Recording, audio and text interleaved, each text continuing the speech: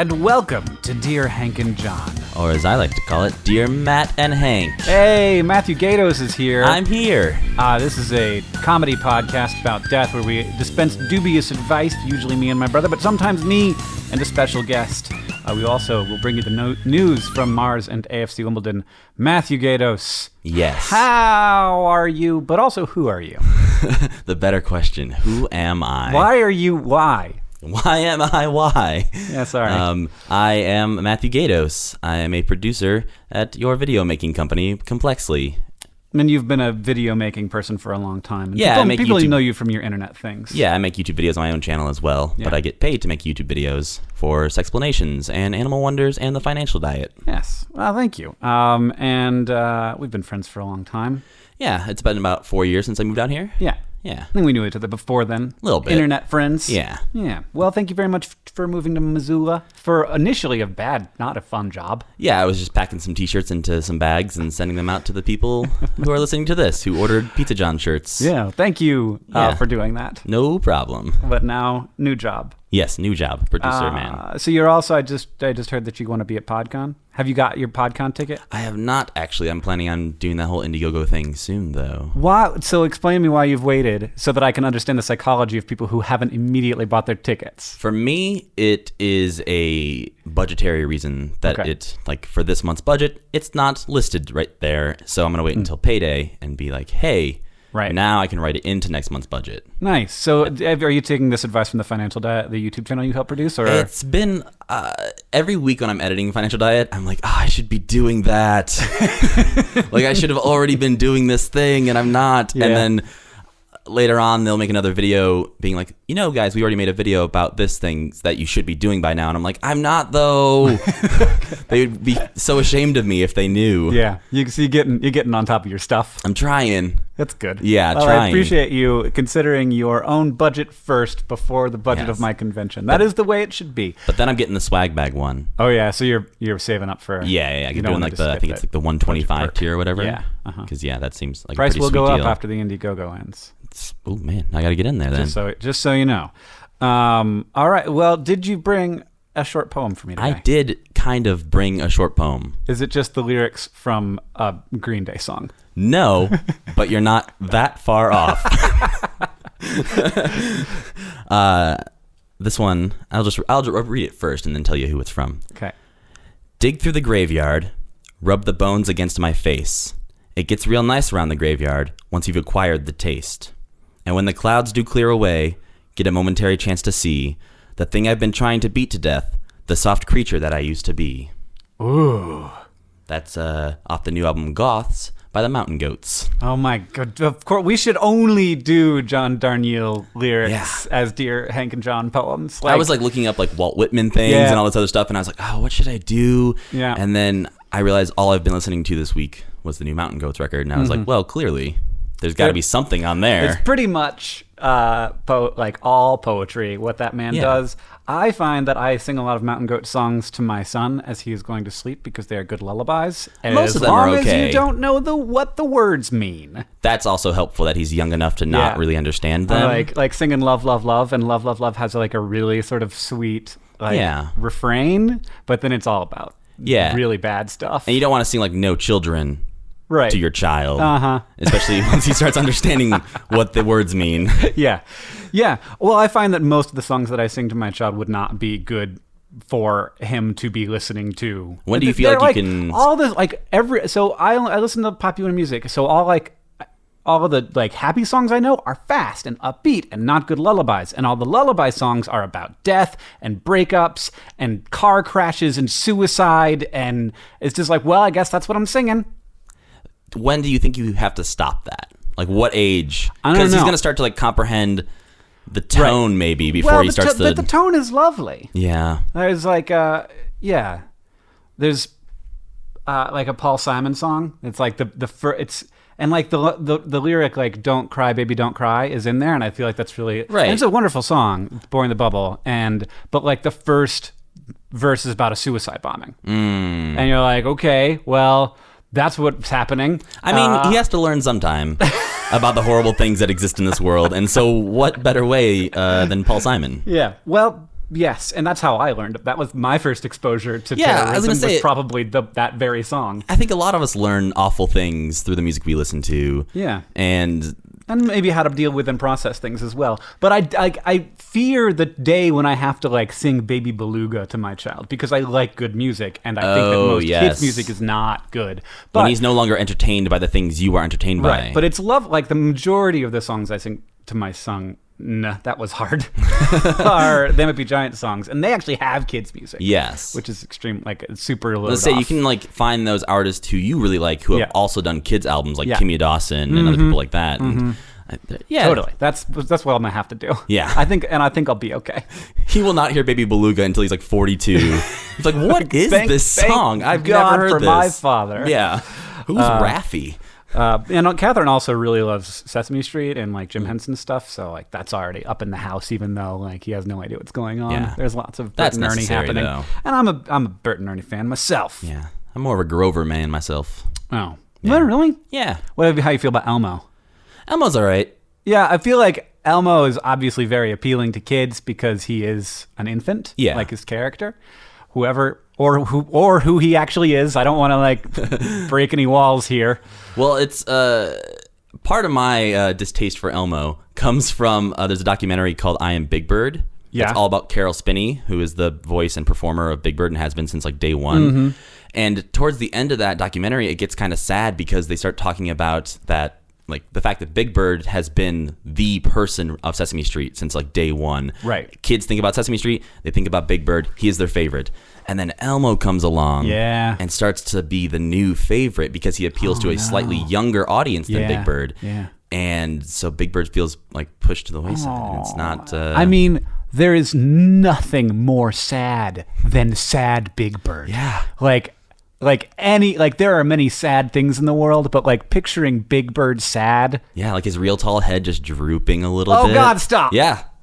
Don't do it. I'm going to cry here. I would avoid watching that documentary if you don't want to see a lot of sad Big Bird talk. Is there a lot of sad Big Bird? Well, just Carol Spinney's had an interesting kind of hard life at some points, and so it's gets a little sad. Well, I think it might be worth watching anyway. I've watched it twice. It sounds lovely. It's great. Wow, okay. I feel like we should start with a sad question. Oh, okay. This one's keep from the Josh. train rolling. Yeah, who asks, Dear Hank and Matt, I'm a teacher. This week, a colleague, friend, and mentor suddenly passed away. 2 days later, a different former colleague also passed away. I want to be there for my students, but I also very much am struggling on my own right now. How do I best support and care for my students when I feel crippled by my own sadness at this loss? Thanks for any advice. Josh. Starting out on a highest note. Yeah. First, Big Bird is sad. Now Josh is also sad. And also has to be there for... This is a hard thing when like you have a responsibility to people who exist in the world. I think it also... But like... You... Yeah. The context we don't have is how old the students are. That's true. Which I think matters a lot. My question is like, are the students dealing with this loss as well? I think it's just something that's in Josh's life. So I don't know necessarily that the students are dealing with this, but maybe they are. Maybe it was a person at the school who died. I had that experience in college where a professor of mine, she was married to another professor, and he had passed away, and none of us knew about this until she came into class one day, very distraught, obviously, and like told us all while she was crying, like. Wow. That this happened. And I feel like maybe there's another way to deliver that news. Well, I mean, but it was, personally for me, I felt like she was being very open and honest and raw with us, and it seemed like this is what she needed to do. I'm not saying that it's like the wrong way to deliver it to you. Yeah. I'm saying like maybe it would have been easier for her to not have to do that, but maybe not. Yes. I don't know. But I think that there is definitely an age thing. If it's like, hey, kids... Hey, third graders. I'm dealing with a lot of death right now. Yeah. You don't know what that is? Let me teach you. I'm struggling with that, so I'd appreciate if you imagine me as a human being. And that's like the other thing is I never, until college, ever considered my teachers to be humans. Yeah, I think most adults don't seem like humans when you're a kid. Yeah. Like they seem like these all-knowing people who just spent all of their life working towards one course of knowledge. Right. They're like my Spanish teacher was just a Spanish teacher, and she never existed outside of Spanish class. Yes. But Yes. yeah, she had complicated things going on in her life. And You imagine, or did Yeah. she? Definitely. she was doing online dating and all this stuff and having troubles and like, who knows what she was doing? I don't, because I didn't think she was a person. Man, I tell you what, my Spanish teacher was definitely not doing online dating because that didn't exist. There was some form, I bet. There was AOL chat rooms. They're probably. First of all, she was happily married, so Okay. hopefully she wasn't doing any of that. Well, I don't know how happily married she Yeah. was. That's the thing. 'Cause you don't I did know. have a bit of a crush on her. So you were like, I was aware of her personal situation. yes, because you wanted to be, like, you didn't need to be. She didn't bring it up, but you were like, hey, Senorita Susan, are you married? Are you seeing anybody right now? Yeah. Oh, That's you're not married? weird. Okay. That's not a weird question. Yeah, no. Anyway, yeah. In general, though, having to deal with your own issues while there are other people relying on you can be either just crippling and anxiety inducing, or it can help you sort of like say, I have to work through this and I have to be the person that this person needs me to be right now. And so that gives you a chance to sort of either distract yourself or find ways to get through it. And so like in some ways, like if there's a way to find strength in the need of your charges to need you to be something, that can be really good. It can get you out of bed when you otherwise don't want to get out of bed. Yeah, and I'm sure you've dealt with this being like in a managerial type position, having like being a superior to other people at jobs. Like I've been a manager to people at jobs, and there are days you come into work and you don't feel like working. You don't feel like being happy or leading a meeting or something like that, and you want to still have your coworkers and colleagues doing the job they need to do and feeling inspired, and you don't want to bring everyone down around you. So there's a somewhat of a strength to trying like motivating those other people. And sometimes putting on the brave face actually makes you brave. Sometimes you're like, I'm lying to myself and I hate it and I can't handle it. And sometimes in those it's situations, impossible. you have to just deal. You have to find ways to deal with it. You have to find a professional to talk to.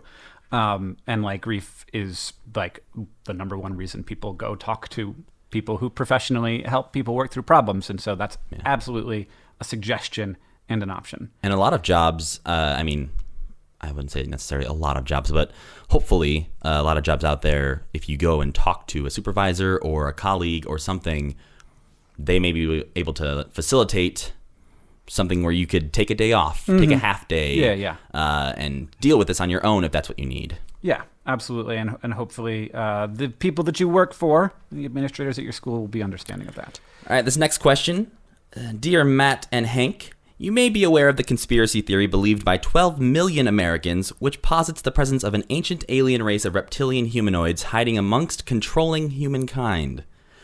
According to this theory, there are countless reptilian human hybrids going about their daily lives who may not even be aware of their true heritage. Among the characteristics purportedly present in these hybrids are 1. A tall stature, a love of space and science, a desire to seek wisdom or knowledge, and a compassion for the fate of mankind. Really? It's very specific. Yeah. Reptilians also often have jobs which place them in the public eye. My question is for Hank. Are you aware that you may be a reptilian human hybrid? Thanks, from Bethany. I thought the question was going to be, are you aware that Rhett of Rhett and Link is definitely a reptilian human hybrid? You could both be a reptilian human hybrid. It's true, but like Rhett could fit like several reptiles inside of him. He's like 6'8". He's just two reptiles in a man suit. Is wearing that Egger suit. Well, first of all, I don't know. And I think that's that's interesting. How do we find out? We could be on. I mean, I have cut myself and I have bled, human-looking blood. Okay. I have had surgery. People have I had a hernia repair. I had a colonoscopy. And they were never like, Yeah, they never cut me open and they were like, "Where's your diaphragm? Yeah. Like you don't have a spleen. There's 8 hearts in here." None of that happened. That's good. But you never know how accurate these reptile people things are, and but I would say that it seems like it's not a bad rap. So, like, you're tall, you love space and science, you seek wisdom and knowledge, you're compassionate for the fate of humankind, and you have a job in the public eye. Aside from the whole controlling humankind thing, that seems like a pretty positive... Hey, I would be like, I try to control humankind. That's one of my goals. That's right. I But like in want- a positive way. Right. I think what they are I have worried compassion about for the fate of mankind. I think, yeah, but anytime I've seen the I hadn't- reptilian conspiracy Yeah, like I shared hadn't online, heard that part of the reptilian conspiracy, that they're kind of here to help. Yeah, I because saw if they're here to help, I'm totally down for it. Come, inhabit our bodies, reptiles. Get us through this very difficult period in our species' survival. Does it say that it's easier now to pick out who's not a reptile? Right, if they're You're not like, oh, they do compassionate not for seem the fate of compassionate. mankind. Yeah, clearly not a reptile.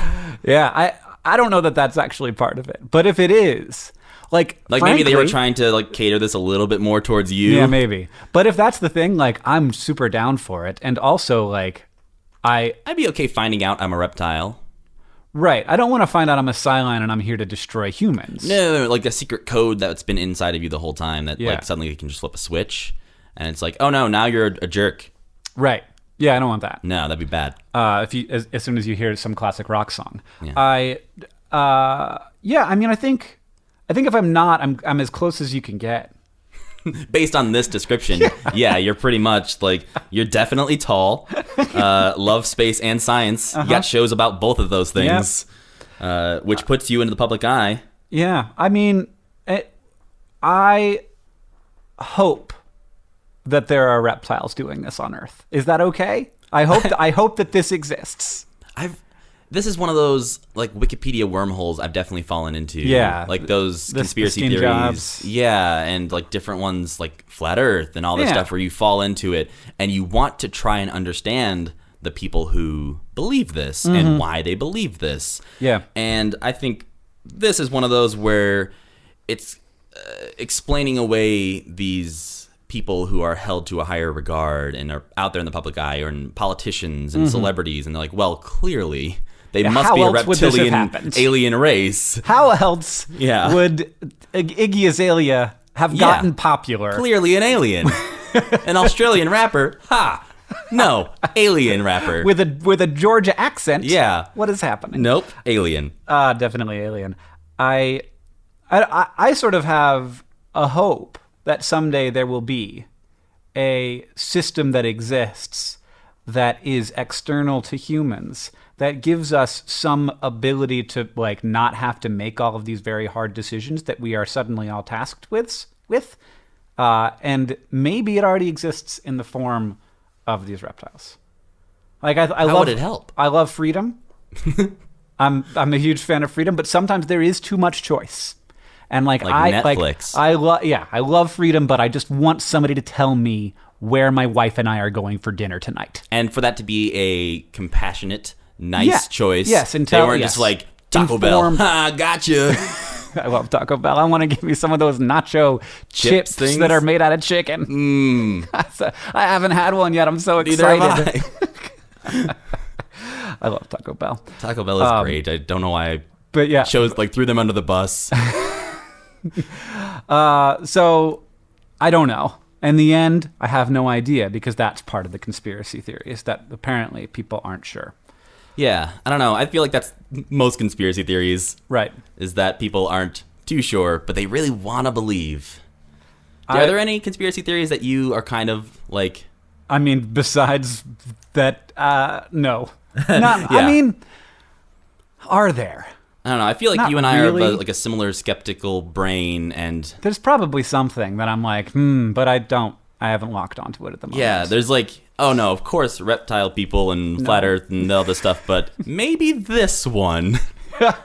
Like, I'd like to get one. I'd like to have a pocket conspiracy theory that's harmless and that I'm into. I want to believe in Bigfoot. Well, the thing is, there have been actual conspiracies. Yes. Like, Watergate was a conspiracy. You know, there's like the human experiments with LSD and, giving American citizens diseases because they were not white and we wanted to do research on them. And like, those conspiracies really existed, and then they were uncovered. And like, so there probably are conspiracies that have not been uncovered. So you're saying there is a Bigfoot? No. I bet Dang it. I would not. I'm totally down for aliens have visited Earth. Okay. I could be there for that. I'm not saying it's happened. I'm not saying Yeah. it's likely, but I'm also not saying it's impossible. Like, Yeah, there are a lot less UFO sightings now that we all have cameras in our pockets, surprisingly. Well, that's the thing. I don't think any of the current crop of evidence that there were UFOs make sense, because I think that alien races, if they are able to travel through interstellar space at manageable speeds, have technology advanced enough that we wouldn't be like, hey, they crashed their ship on a planet, like something went wrong. No. Yeah. I used to be really obsessed with a lot of conspiracies when I was like 11 or 12 and would just watch endless VHS documentaries about these things. And at the end of the day, come to no conclusions and not decide which side I'm on, which I feel like is maybe the good way to do that. Probably, yeah. To know about them, but not necessarily just dive in and believe all of them. Oh, yeah. I mean, I think it can be very seductive and also destructive. Because a lot of times the conspiracies now are conspiracies like this reptilian one, for example, is tied up inside of, a fear of other people or certain groups of people. Yes. And it's I knew the Democrats were evil. They're space aliens. Yeah. You don't want to go there necessarily. I have a question. All right. It's from Anonymous, who asks, Dear Hank and Matt, so I've been dating this guy for about 3 months, and he has snakes, and he went on vacation, and he asked me if I could water them. I like the idea of her watering the snakes. Yeah, just with a watering just can. Spritzing? No, just wet them down. So I did, very carefully with the venomous ones. How many snakes are there, and why are there any venomous ones? Anyway, but I accidentally left one container open, and the snake escaped, and I felt very bad and guilty. Eventually, he found it, and it was all right, but I basically felt like I killed someone's puppy. Of course, I already apologized, but what do you do when you do something terrible by accident? Any dubious advice would be greatly appreciated. Anonymous. What do you do, Matt? Well, first of all, I want to say accidentally letting a venomous snake out of a cage is very different from killing a puppy. Yes. So don't. Though it could result in the death of a puppy. It could. That snake could have got a hold of Rex. And as long as there's no puppies in the house. Yeah. It is different, but I understand for sure. There are mistakes you can make that are much bigger than the mistake you made. Like, for example, if we take this to a different level and say your friend asked you to feed their cat for a week and you forgot. That's bad. But it's not an impossible mistake to make. No. Which I will say, piece of advice to the world, if you do that and you ask your friend to feed your pet, text them the first or second day and be like, how's Spotlight doing? That's a cute name for a cat. That's not bad. And then it just minimizes the chance that a small mistake that will have a tremendous friendship ending result does not occur. Especially, and it's weird to call this a small mistake because it is a huge mistake. It could have been. I guess the mistake itself doesn't feel big to me because yes, it got out, but everything ended up fine. I'm saying the cat. If you don't feed a cat. Oh yeah, the cat one's bad. Yeah, but it's kind of still a small mistake in that it's something that just might happen, and it's not malicious, and it's not something that's an everyday activity that everyone is expected to do. It's just you spaced and you killed a cat, and that shouldn't be possible. I went to a weird place with this. That's all right, but it reminds me of a time that you asked me to feed your cat. Yeah. And a thing happened while I was feeding this. Uh-oh. Yeah. You know about this. It's not a surprise. I'm not springing this on you here in the podcast. But I was going upstairs to get the dish, to put the food in. And as I was bringing it back downstairs, I tripped a little bit coming down the stairs, and I dropped the food dish and broke it into a few pieces. I remember this. Yes. And then you went to PetSmart, and you bought the dish that looked as much like the dish you broke as possible, which was way overboard. Right, but in my head, I was like, what if this was a weird birthday gift for Cameo? A cat heirloom? Yes. It's passed down for 4 cat generations? Yeah, a weird family heirloom for your cat. That was really important, and I was like, I broke the one cat heirloom they have, and so I literally went to the store, And I couldn't find the exact same one, but I found one with like a similar pattern. And I remember texting Catherine and being like, hey, I'm sorry, I broke the cat dish, but here's this thing I bought. It looks similar. I'm sorry. Yeah, I remember. And she was like, it's not a big deal at all. A big deal. We have another one. Yeah. Yeah, but to Anonymous's question. Yes. Now that we've gone in lots of bad directions. When you make I think that the only thing you can do is feel real bad, and it sounds like that's what you're doing. So sometimes people are like, I don't want to have a bad feeling because like it's bad and I shouldn't have to have bad feelings. I think that you should have. Yeah, bad you feelings. definitely need bad feelings from time to time. Yeah, and I think that like understanding what you did wrong. Well, the other thing I want to say, Anonymous, you are afraid of these snakes. Yeah, you were maybe not the best person to ask. Well, also, if you're afraid of a snake, do you make the mistake of not keeping it under control? And if there's like a bunch of them and they're venomous and you don't like them, that is a thing that first on the list should be make sure they are securely in their cage. I had a snake when I was a kid, just a garter snake that we found. Okay. And like it became our pet snake. And so, like we had a friend who, when they came over, we had to cover the snake up so that she couldn't see it, which I always thought was very weird because you want to be able to see the snake. You want to know that's where it is. Yeah. So you don't want like a magic trick of pulling off that cover and being like, oh, the snake's I gone. don't know where the snake is. Is it inside your pants? Could Maybe. Anyway, I think that you handled it well. Yeah, and I think just in that case, being honest with the person is the first thing you have to do and be like, hey, this thing happened. There's a missing snake. It's in your house somewhere. And sure, they may not ask you to watch their snakes again. Yep. Right. Well, in general, not even like the bigger question of being like, what do you do when you make a small mistake that could have had big consequences? Yeah. And you feel really bad about it. And sometimes terrible bad things happen, and like you have to like move on in a different way with your life. And sometimes in this case, it doesn't seem to have like just because it might have had a severe consequence doesn't mean that it did. Right. And you can't undo it. Yeah. So at the end of the day, like being honest with the person, telling them what you did, that you're sorry for what you did, but that like you'll try your hardest not to do it again. That's right. Is I don't know what to. It's hard because when you make those mistakes, you feel like the worst person. Yeah. And like they're never gonna forgive you, and that you'll never be trusted to do anything again. It's sometimes telling, like, if you've had this done to you, how did you respond? And like I've definitely had times when people have made big mistakes in my life. Yeah. And sometimes I find it easy to forgive them, and sometimes I don't. And it's sort of like it becomes up to them, and you can continue feeling bad about it, but it seems like the decision has been made. You are forgiven. Good work. Our next question comes to us from Riley, who says, Dear Matt and Hank, I work with a relatively small number of people, and today a coworker told me and some other coworkers that she was expecting a baby.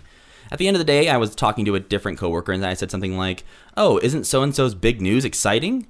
Only to find out that they had not heard it yet. Yeah. I had assumed that the woman was telling everyone at the office the news, but then I wasn't sure and didn't want to spoil it, so I awkwardly said something about how they would probably find out soon. Now I feel bad about having said anything. What is the proper office baby news etiquette? As fathers who were formerly expecting children, oh, this was for you and John.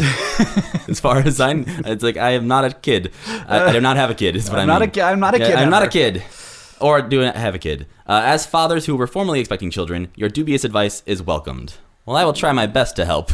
Well, I mean, so first of all, yeah, there is some etiquette that falls on the teller. And I think that you can do it however you want, obviously. But if you're going to tell the office, you might want to tell the whole office. Like if it's going to be known, and probably you're fine. Probably it was intended for it to be public news. Yeah, it's not unless they said, "Hey, don't tell anyone." But I don't tell. I try. I've let baby news slip before, and I feel terrible about it.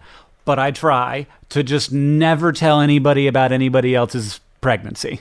And I'm in a place where I have now experienced about 8,000 friends getting pregnant because I'm old. And a lot of my friends are family types.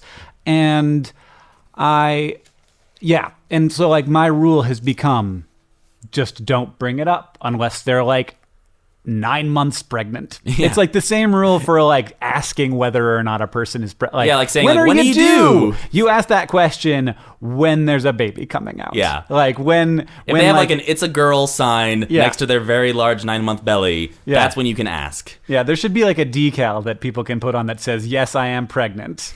Just to be clear. Just on any item of clothing, you just slap that on. Slap it on. Yeah, just a little sticker, the clothing sticker. Is that how it works? Or maybe just probably a tattoo is a bad idea because it's a temporary situation. Because you're not always pregnant. No, you don't. It's not like once you are forever. I don't think that's how it works. How did you deal with this when you were telling people, though? I don't remember anything. The sleep deprivation of the last 6 months has made it impossible to remember anything longer than 2 days. All right. So I don't know. I think that we did and this is the thing, like we did a big announcement email at some point. Like we told people, like our best friends early on, and then when it was the time when they say like the chances of miscarriage have gone way down, so it's like you aren't going to have to explain if something bad goes wrong to as many people. It's not as likely that will happen. So then we did like a big announcement email. And of course, no matter how long we thought about who was on that email, we were leaving out people who we knew, like later we were like, oh, of course we should have had that person on. And then they feel like we're not important. I should probably mute my computer. Of course we're not important. And I'm so sad. Yeah. But like, of course I didn't say that, but I felt very bad for not. Yeah. And especially if they find out in a weird way and they come back to you and they're like, yeah, I had to hear it from Tammy. Like, yeah, Tammy mentioned just offhand. Yeah, you hear about Hank and Catherine? Yeah.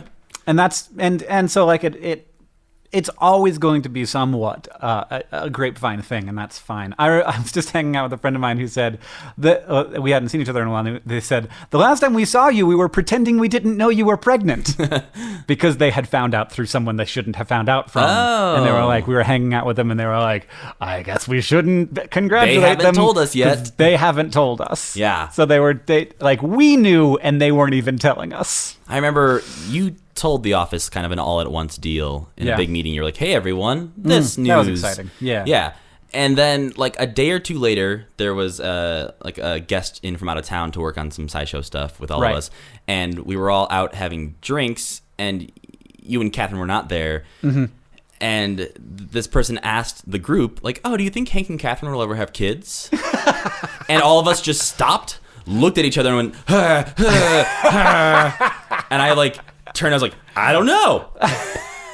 The person was like, yeah, I think it was very clear that in that moment there was some response. information they were not being given. And to be fair, I think you probably told this person during that week, but at that time I did not think they knew, and it was very clear when they asked that question that they did not know. And none of us reacted well in that situation. The question is, did I have a baby? Or did I have a human reptilian hybrid? Oh, no. Well, it'd be like a quarter reptile? I don't know how it works. Well, because Catherine's not reptile. She's not super tall. Yeah. She's compassionate fairly in the public eye, though, so who knows? Yeah, compassionate for mankind. I don't know how it works.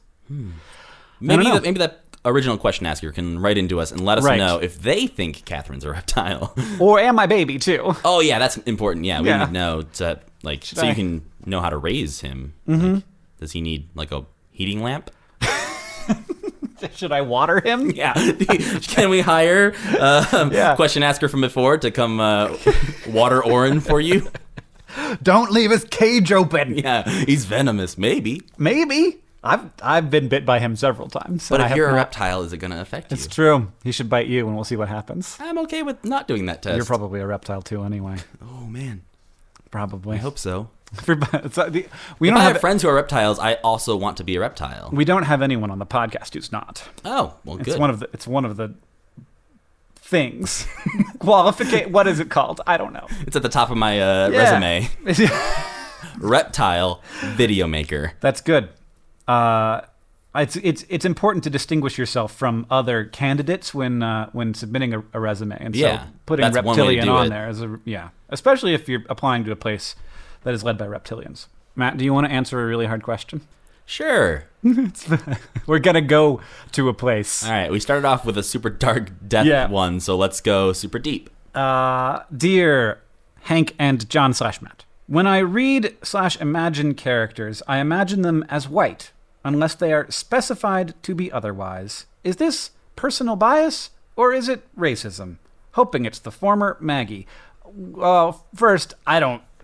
Boy, are the definitions of these words not good enough to cover all of the things that they we're not are just going to about. say one or the other and then walk away from this question. So a while back on Dear Hank and John, we had a listener who wrote in who was from somewhere in Africa and who said that in a weird way, they weren't black until they moved to America, because in their old country, they had the default complexion, and then in the new country, they suddenly were not that, and they had to sort of live in, like, come to terms with not being the default. And in my culture in America, which is basically an extension of Western European culture, white is the default race. And that's like this idea of a default thing is kind of hard to get your brain around, but once you look at it, you see some things. So the racist part, so racist is a strange and difficult word. Let's talk about it. So when I think of a white person, the most important part, like the identifying characteristic of them, the thing that stands out, isn't their whiteness. It's not the color of their skin, because like that's what I'm expecting. It's some other identifier that they have probably applied to themselves. It's like they're like a hipster, or they're a hippie, or they're a bro, or they're a nerd. Like you like look at them and you see a thing that's like they're like an identity that they have chosen. Like, oh, look at that white dude who's a hipster. Right. Yeah. You first see something. Like, it's not the first thing you see. You see something else, and usually it's something that they've kind of chosen for themselves. Yeah. And it's not always the case. So there are other things that can other people, like disability or stuff like that. Size is also one where like it can suddenly be the first thing you see about a person. But that's not like often for people of color, people who aren't white. They're like, because that is a non-default thing, it's the first thing you see about them. So instead of seeing an identifier that they constructed themselves, you might, or I might, see a black person or an Asian person like as the first thing I see, like their blackness or their Asianness, and then immediately just sort of like take the set of stereotypes for that thing, their skin color, rather than the set of stereotypes for their like just sort of collection of their aesthetic and clothes and haircut and whatever, that we are really good at recognizing that pattern, because that's what we're good at. We're good at recognizing patterns. So there's this difference. Like, it's not racist in the I hate people who aren't like me or who have a different race than me kind of way. It's racist in the humans are pattern recognition machines, and skin color is much more likely to be a dominant variable in your pattern recognition when it's not the default color kind of way. So it's not a manufactured flaw that you have built and created and it's been created by your culture necessarily. It's more of a innate flaw, like more of like a thing that is wrong with you that's just sort of that all people have. Like it is just a kind of laziness. Because I would say some of it feels like it's built up by culture around you, though, because depending on where you live, where you grow up, who you're surrounded by, your defaults are different. Definitely, yes. And I feel like I've definitely had this, and sometimes it slaps me in the face when I realize that I'm doing it. Similarly to like the question asker, where you're reading something and then 5 chapters in, they'll describe a physical feature that you did not anticipate, and it might be skin color, it might be height, it might be size, and it might be like gender often too. Yeah. And where you're like, oh. Like you hear the word doctor and then like the picture in your head is of a white man. Right. And if you say like a teacher or something like that, like, or a nurse, like a lot of people defaultly like will picture women. And it's a thing that I think you're doing the right thing, question asker, in acknowledging it and realizing that it is an issue. Right. And a lot of people aren't aware or capable of doing that because they are fine with their default being white or male and hearing the word doctor and going like, oh yeah, white guy. Right. And a lot of people are... And just, we're not fine with it, but just don't question it. Don't just... Yeah, but even when they have it pointed out to them, some people are like, well, yeah, that's what I think.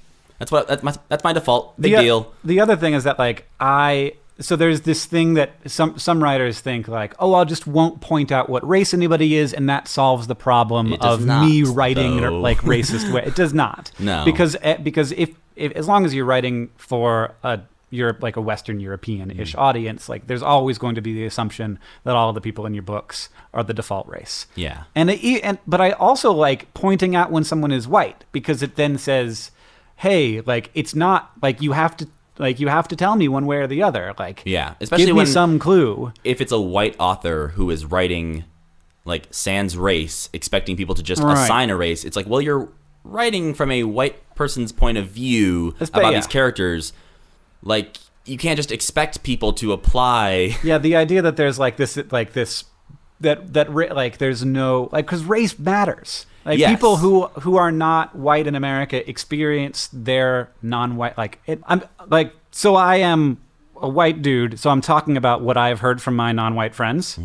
Like, they experience their non-whiteness daily in a way that I very rarely experience my race. Yeah, it's completely eye-opening when you just talk to someone about this and you realize how much they have to think about this every single day, every hour, every minute. And again, as a white dude, I don't think about this stuff ever.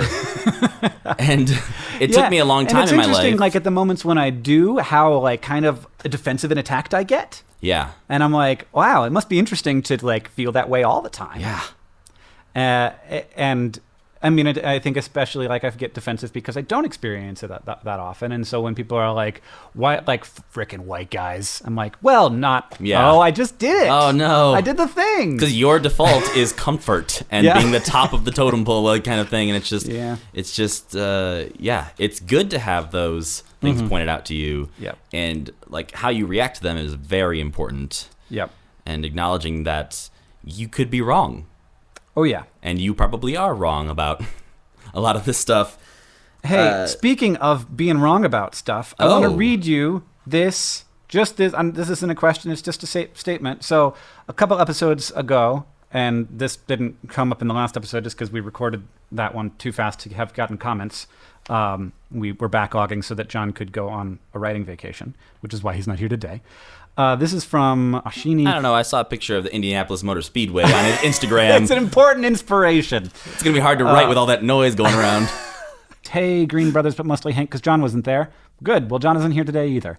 In a recent episode, someone asked a question about women of the Islamic faith who cover their heads and how this is a symbol of oppression, and that made me feel a little icky. While I am not Islamic myself and therefore not exactly qualified to address this debate, neither were we, to be clear, this semester in Sociology of Women, we read 2 articles that explained how covering can be an expression of choice, liberation, and control for Muslim women in Western society, as well as an assertion of their right to belong in the community. I've attached them to this email because I think they're worth the read.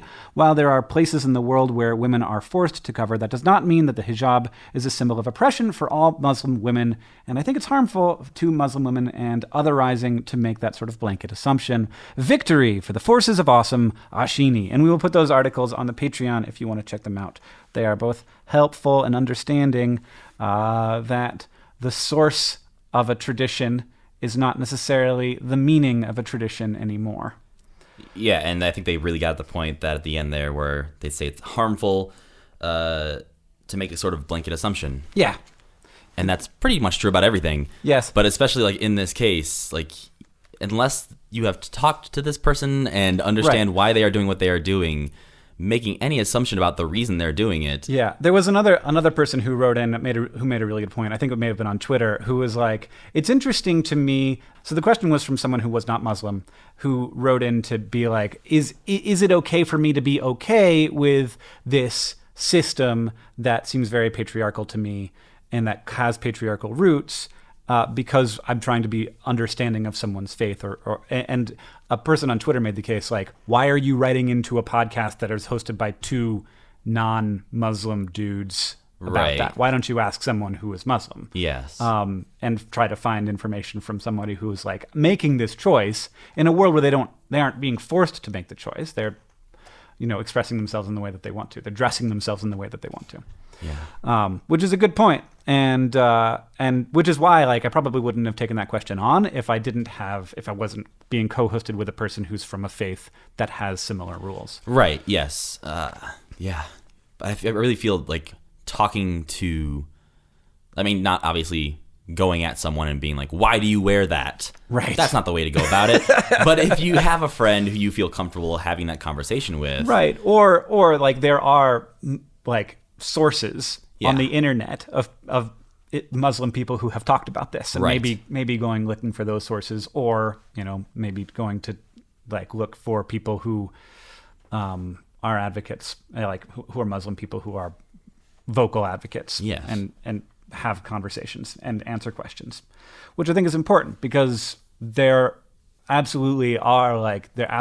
do need to have complex discussions about this stuff, because just saying, oh, well, they're different from us and they can do whatever they want because they're different from us is not a good policy, and everyone knows that. Yeah. Because if you take that to its logical conclusion, it's bad. But saying like they're different from us, and that like and I'm not sure that I like this, and then saying like, so maybe somebody can explain it to me, is a better way than saying, so let's write to my, like, let's talk about this with a bunch of people who don't have any of the context. Right. Like, I think that happens a lot when you'll bring stuff up with a group of friends who you're asking about something like this, like hijabs or other things, and you'll ask your group of friends who none of them are Muslim and none of them like have insight into this question, but you all start to discuss it and form opinions and have ideas, and then hopefully at some point you realize maybe we're not the best people to be figuring this out. Maybe we should reference some outside sources and take their word on it. Yeah. All right. Matthew, we've been going for quite a while now. Oh my gosh. This podcast is brought to you by questionable assumptions. Questionable assumptions among friends who have no idea what they're talking about.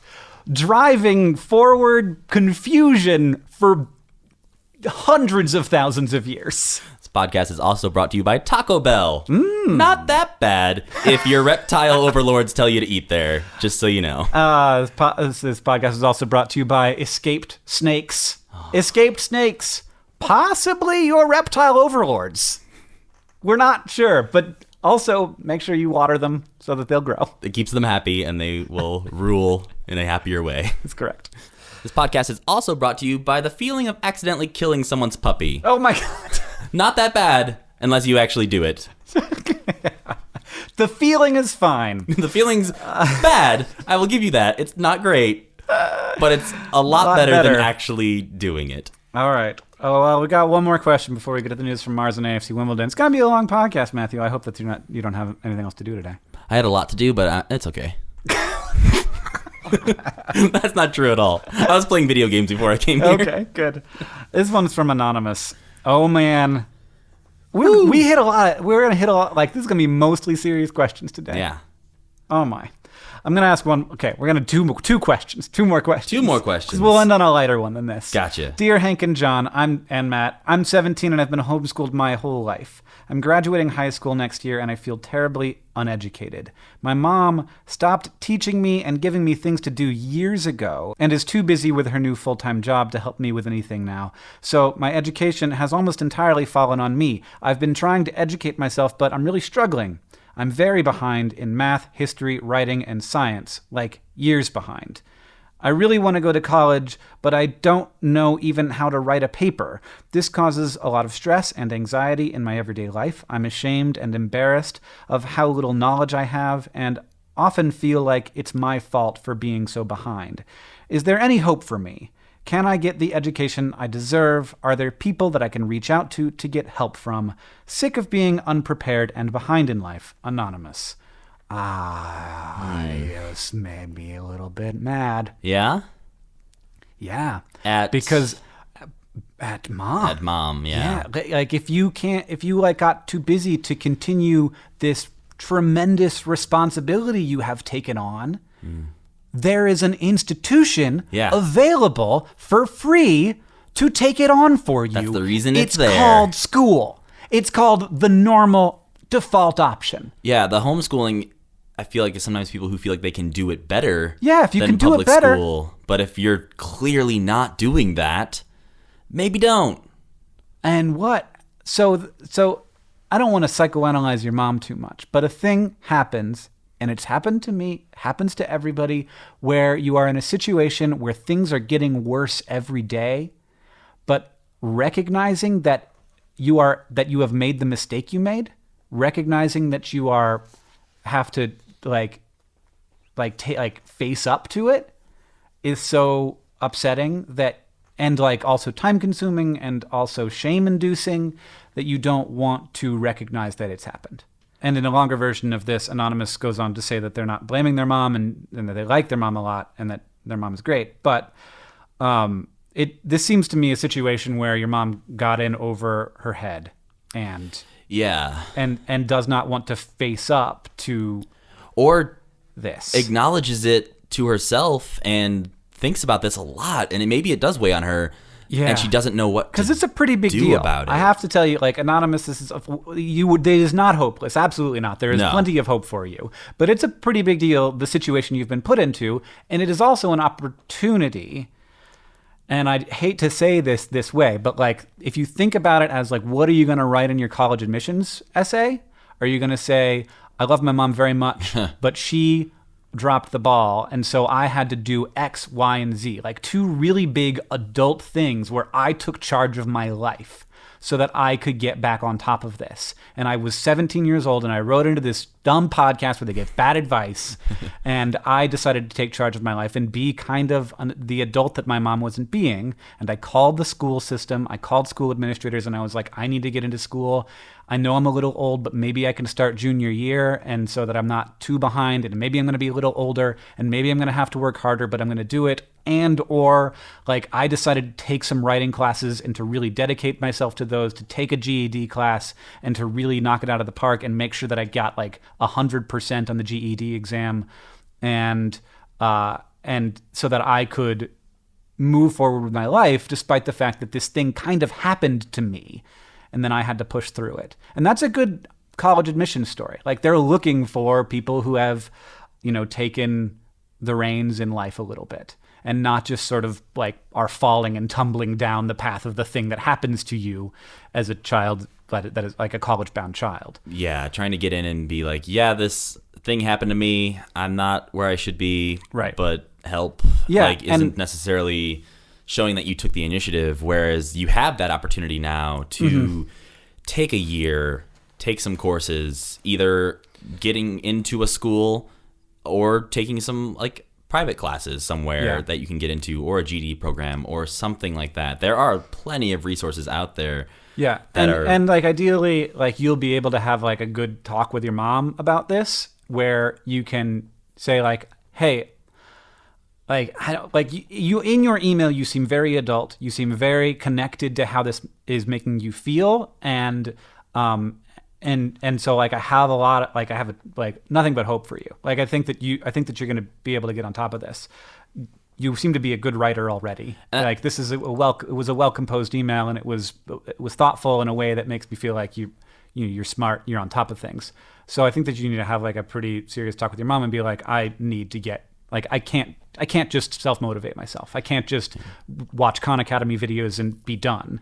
And while I think I have never personally known someone who's gone through this, I know that this person is not the only one. Yeah, it is. There are communities out there, I'm sure, online of people just like you who have been through this exact same experience. And I'm sure it's been going on since homeschooling has been a thing, where people feel unprepared. Right. I mean, I did a little bit of research, and there's a huge scale of how this might go. There are people who come out of homeschooling illiterate. And so I can tell that you're not there. Right. You are. And there are people who go to college who are tremendously unprepared, who have gone through public school. And right. That's why placement tests exist, and they can help you. Even if you end up deciding to go to a college instead of taking GED courses and stuff like that first, a lot of colleges will work with you and shape your curriculum around what you are prepared for. They're not just going to throw you into something. If anything, college advisors will tell you, hey, maybe you shouldn't do all of these courses or this hard of a course in your first year. They are there to help you and to try and get you the best education possible. Yeah. Yeah. So I will say that you might not be as far behind as you think you are. There are a lot of people who are pretty far behind when they go off to college. But I would also say be ready to work more than the rest of the people.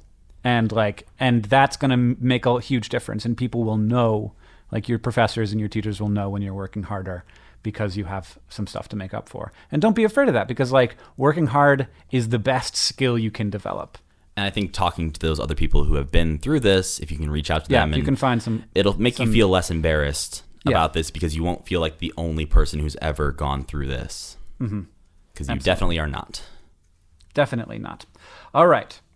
Our last question. It comes from Casey, who asks, Dear John and Hank and Matt, I was talking with a good friend of mine of 6 years when we stumbled onto the idea of space travel to Mercury. My argument was, along with several obvious facts, that Mercury is too close to the sun, but my friend proceeded to raise his voice, calling me an idiot, because you would just go in the middle of winter, and at night the sun would be like 80 degrees. Do you have any advice for what to name my dog when I move to Canada to avoid my former friend from Casey? That took a turn. It's not exactly where I expected that question to end. I did have to read it twice before I understood the implication. Like you had to make sure that someone didn't accidentally delete half of the questions and be like, what? Oh, this is the same person asking the same question. Okay. Yep. So, first, there's two things happening. You think your friend is an idiot because they don't understand Mercury. Your friend thinks you are an idiot because they are wrong about how Mercury works. I'm going to be the third person and tell you that you're both idiots because you're both wrong. Mercury is hot on the side that's facing the sun, but during the time when it's not facing, so it rotates. Yeah. So there is the whole planet does occasionally experience the tremendous iron melting heat. Not great for travel. Not great. But on the side that's dark, it is winter, but and it is very cold. Right, like deathly cold. Yeah, not 80 degrees, not hanging out. But I will say that if one side is hot and one side is cold, somewhere on the planet, it's 80 degrees. You just have to stay in that spot. You just have to follow it around because it moves. You're gonna get a real fast Mercury car. And in science fiction, there's an idea of like a train that goes all the way around Mercury, and the train has a city on it, and the city moves along that area of Mercury that is neither in the sun or in the dark. It's in the dark, but it's like close enough that it's still cool, and like if it stops moving, everything catches on fire. So let's not go to Mercury, probably. Right. It seems complicated. But what I want to say is that everybody in this situation, me, Casey, and Casey's friend, all assumed that the person was an idiot and dumb and wrong. This is true. And so friendship should end then? Or should both Casey and Casey's friend and me think maybe it's more complicated than I think it is? And I do agree, Casey, that this is frustrating that your friend got mad at you for being an idiot, but you should not be frustrated at your friend for not knowing something, because that is the joy of living on Earth, is that we are all always learning and knowing more things. And clearly, this dog's name is going to be Mercury. That's a good dog name. Like, that's your only choice at this point. So Pluto is a dog? Yeah. Is there another dog named after a planet? Uranus. Goofy?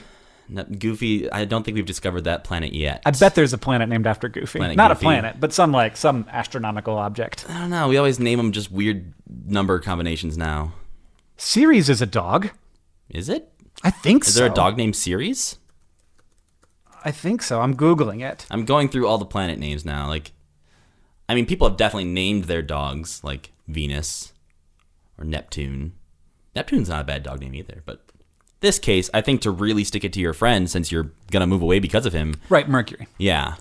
Ceres is not a dog. Ceres is the goddess of agriculture and grain crops, fertility and motherly relationships. Originally, the central deity in Rome's so-called plebeian or Aventine triad. So if you've got a real motherly dog, name it Ceres. It's good. I don't know why I thought Ceres was a dog. Cerberus, maybe Cerberus. Cerberus, that's probably where you're going. Yeah. So that's just what I wanted to say. Matthew Gaydos, do you have some news from AFC Wimbledon? I do have some news from AFC Wimbledon. Is it good news? It's I decided to not go with the scores or the trades or anything like that. Okay. I wanted to bring a little bit of a twist to the Okay. news from AFC Wimbledon here. So it has been a year since that magical night in Lancashire. Yeah, a word good. that I'm probably pronouncing Pretty 100% correctly. But this was a dramatic win against Accrington to mark the occasion. AFC Wimbledon, on their delightfully named auction website, AFC Bay. Is it really? No, it's a link to eBay, but they call it AFC Bay. So like, go visit AFC Bay. They're auctioning off some items Okay. that benefit the club because, this is good. AFC Wimbledon is like I should owned by the I should fans. get something for John. Well, you have two great options that I'm going to tell you about right now. One is a pair of shorts from that game that were worn by the Montserrati and Messi, Lyle Taylor. What? These are the shorts. I don't know if they've been washed. Not sure. I hope not. But they are currently going for £52 on AFC Bay. Okay.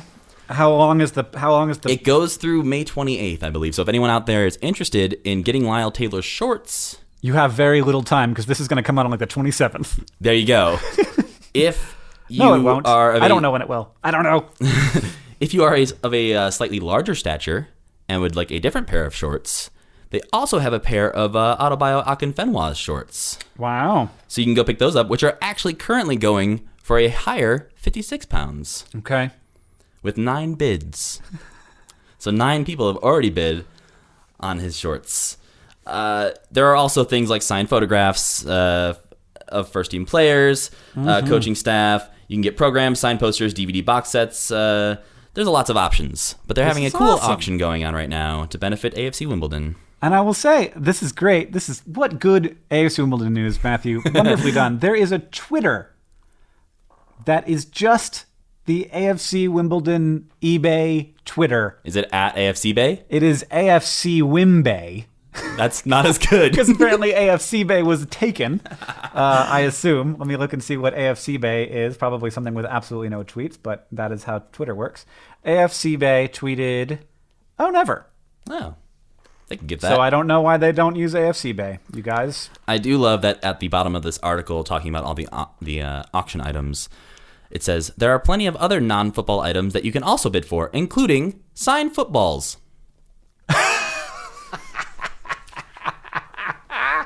Maybe they're actual like American footballs, and so like it's not related. It's a different kind of football. It's a different kind of football. Oh my goodness. So do you have some good news for us from Mars? I have a little bit of Mars news, yes. So Mars, as we now know, was once a wet place. Right. Some scientists have done some science. That's what they do. As they are wont to do. Yeah, they have to, like every so often, to keep up that title. And have determined that using basic physical principles to understand the relationship between the atmosphere, raindrop size, and rainfall intensity, we have shown that Mars would have seen some pretty big raindrops. How big? They would have been able to make more drastic changes to the surface of Mars than earlier fog-like droplets. Okay. How big? An atmospheric pressure equivalent to that of Earth's, for example, Martian raindrop would likely have maxed out about 7.3 millimeters, so about 1 millimeter larger than current Earth drops. Which doesn't sound like a lot, but you would notice it. So this is the thing that like you know this, but it kind of is a little counterintuitive that raindrops have size. Is that wrong? It's not a thing I've ever thought about. Yeah, but they do. Like, yeah, there's big old fatty rain. Yeah, in Florida, you like walk outside and you can hit like 8 raindrops and you're soaking wet. Yeah. Here, you can walk all the way to work. It's raining the whole time, and you're like, I was at a barbecue damn. yesterday, and it rained for like an hour, and none of us went inside because it was fine. Yeah, it's just very dry here. But the rain does fall out of the sky because it is heavier than air. And the largest recorded raindrop on Earth was about an inch in diameter. That's big. It's a big raindrop. Like that's like pow. I just It hurt. It's like a hail. Where did they measure it? Like how? Right? Yeah. Because I feel like I think that couldn't have been the one, and they just happened to be waiting there with a little measurement tool, being like, "Oh, good, we got it." Just like holding up a little ruler. Yeah. No, I think what happened is a guy skydiving next to the rain, measuring different raindrops. That's not even how you want to do it, though, because you don't want to measure up there, because they're going to be biggest when they hit the ground. That's true. But yeah, I think what happens is they're looking at how many raindrops are falling, and then they measure the amount of water that's collected, and then they infer from that how big the drop would have been. Right, that makes more sense. Rather than like using a high-speed camera or something that's like got a ruler behind it. Get the slow-mo, guys. We got to find out how big these raindrops are. Quote, there will always be some unknowns, of course, such as how high a storm cloud could have risen into the Martian atmosphere, but we made efforts to apply the range of published variables for rainfall on Earth. It's unlikely that rainfall on early Mars would have been dramatically different from what's described in our paper. Our findings provide more definitive constraints about the early history of water and the climate on Mars. So they're doing scientific analysis, making models of how the rain would have happened. Because it's interesting, like on a planet with less gravity, you have more up like if you have the same amount of atmosphere and less gravity, then like all that stuff sticks around up there for longer. Because what happens with raindrops is they get blown around, and that's what, like, as long as they're getting blown around in the cloud, they're picking up more water, and then when they fall out, that's as big as they're going to get. When they get heavy enough to fall, that's when they fall. Right. But if there's less gravity, then it takes a little longer for them to get heavy enough to fall. Which affects not just how big the raindrop is, but like the geology of Mars. So when you first said they were slightly larger, or they were larger than Earth's, I was picturing like a fist-sized raindrop, just like pounding Earth. It's ready to be like, yeah, this got punched by the sky. Yeah, I'm glad we were not on Mars then. Oh, goodness gracious. What did we learn today, Matthew? Well, I want to know, Hank. Yeah. Have you ever seen the rain? I made that joke. Yeah. On an episode of Holy Frickin' Science. I know, I was there. That's why I brought it up. Because we were the only two who knew that song. I learned that Hank, and maybe me, who knows, might be a reptile. I learned hybrid. That Matthew Gaydos felt really bad about breaking my catfish. I felt so bad. I learned that while Mercury maybe isn't the best place to visit for a vacation, maybe is a great name for a dog in Canada. I think that's it's not so easy to move to Canada as you may think. Yeah, just running away from your friend. You can't just bolt across the border with your dog in hand. I'm seeking asylum. We had an argument about Mercury. And I learned that gotta be careful with those baby announcements. Gotta tell everybody at once, or you're gonna cause an awkward situation. Or don't tell anybody ever and just let it happen. Yeah, people will be like quietly eyeing your belly or asking your wife's friends, belly, like, being like, "What are they pregnant?" Like, I don't know. They never told me. Yeah. No, that's a good. And then not even tell them after the kid's born, and people will be like, "Is that yours?" Yeah. I'm not telling. Yeah. That's my I feel like you should have done that now. Like, you should have not told anybody about Oren, and then in 12 years, just be like, "Oh yeah, that's my son." And he's like, "What's up?" That would have been difficult. Very difficult. It would have been really hard to justify the paternity leave. Thank you for listening to this episode of Dear Hank and John. Thank you for joining me, Matthew. Thank you for having me. It was great. Good. Let's go to Taco Bell. Yeah. Gotta get some of those naked chicken chips or whatever they are. Yeah. How is it naked? They're just... It's not like they're fried, so they're not even naked. And they're not even covered chips. in bread. There's only one way to find out. We need to do the science like the scientists do and eat some of these non-chips. This episode of Dear Hank and John is produced by Rosianna Halse-Rojas and Sheridan Gibson. Our editor is Nicholas Jenkins. Victoria Bongiorno is our head of community and communications. Hey, thanks, Victoria. And our music is by the great Gunnarolla. As they say in our hometown, don't forget to be awesome.